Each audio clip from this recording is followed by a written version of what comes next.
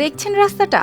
নিচে তাকালেই মনে হয় হৃৎপিণ্ডটা যেন বের হয়ে আসবে মুখ দিয়ে। এতটাই সরু এই পথ, আকাশ থেকে দেখলে লাগে পাহাড়ের গায়ে টানা এক চিকন ফিতা, আর সেই ফিতার উপর দিয়েই প্রতিদিন চলছে গাড়ি, মানুষ, জীবন।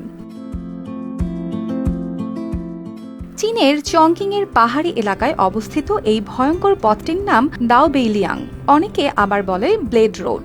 নামের মতোই ধারালো এর বাস্তবতা। পাহাড়ের চূড়ার উপর দিয়ে সোজা টানা এই রাস্তার দুই পাশেই প্রায় ৬০০ মিটার গভীর খাদ। কোথাও নেই শক্ত সুরক্ষা, কোথাও শুধু খোলা শূন্যতা, যেখানে এক পা ভুল মানেই সব শেষ।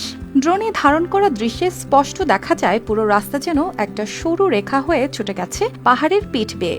মাঝে মাঝে কুয়াশা এসে ঢেকে দেয় নিচের গভীরতা, আর সেই কুয়াশার ফাঁকেই হঠাৎ দেখা যায় ভয়ঙ্কর শূন্যতা, যা মুহূর্তেই শরীরে জাগিয়ে দেয় ঠান্ডা শিহরণ। স্থানীয়দের অভিজ্ঞতায় জানা যায় তারা এই পথে নিয়মিত যাতায়াত করে বলে ধীরে ধীরে অভ্যস্ত হয়ে গেছে। তবুও নিচের দিকে তাকালে ভয়টা থেকে যায়। বাইরের কেউ এলে পরিস্থিতি আরো কঠিন হয়ে ওঠে, বিশেষ করে তীব্র বাতাস, সরু পথ ও ভারসাম্য ধরে রাখার চ্যালেঞ্জ একসাথে কাজ করে।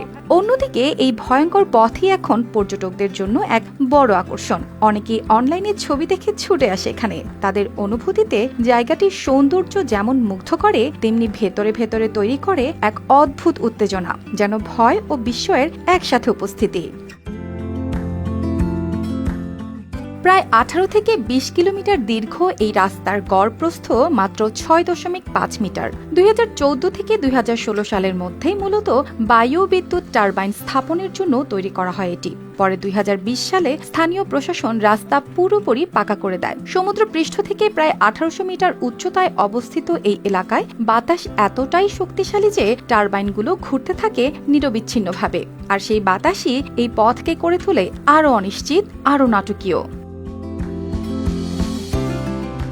অর্পিতা জাহান, RTV।